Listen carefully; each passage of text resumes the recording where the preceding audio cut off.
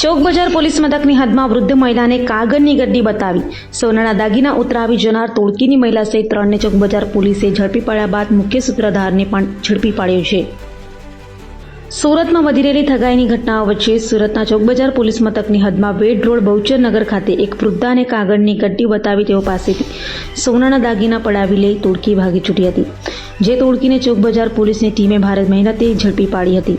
તોડકીની મહિલા સહિત 3ને ચોક પોલીસે વેશ પલટો કરી ઝડપી પાડ્યા બાદ આ જ તોડકીના મુખ્ય સૂત્રધાર એવા મનોજ વિષ્ણુભાઈ બાવરીને અમદાવાદથી ઝડપી પાડ્યો હતો.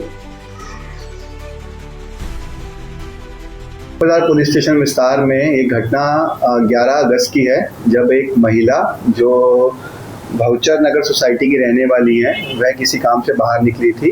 तो रास्ते में उनको एक अजाने महिला और 3 अजाने पुरुष मिलते हैं, उनसे बातचीत करते हैं और उसी दौरान उनको अपनी बातों में फिसलाकर उनसे विश्वासघात करके उनकी एक सोने की चेन और एक जो उनकी सोने की अंगूठी होती है वह उनसे ले जाते हैं. इसमें चौक बाजार पुलिस स्टेशन ने अपने ह्यूमन रिसोर्सेज बातमी के आधार पर एक जो अजाने महिला थी और जो 2 पुरुष थे उनको पहले ही अरेस्ट कर लिया था. उनका जो अरेस्ट है वो साबरकांठा से हुआ था और हाल ही में जो एक पेंडिंग अरेस्ट था मनुष्य का, वो लेटेस्ट उन्होंने अहमदाबाद से लिया है. और इसमें जो चौक बाजार पुलिस स्टेशन के जो कर्मचारी हैं उन्होंने बहुत ही अच्छा काम किया है.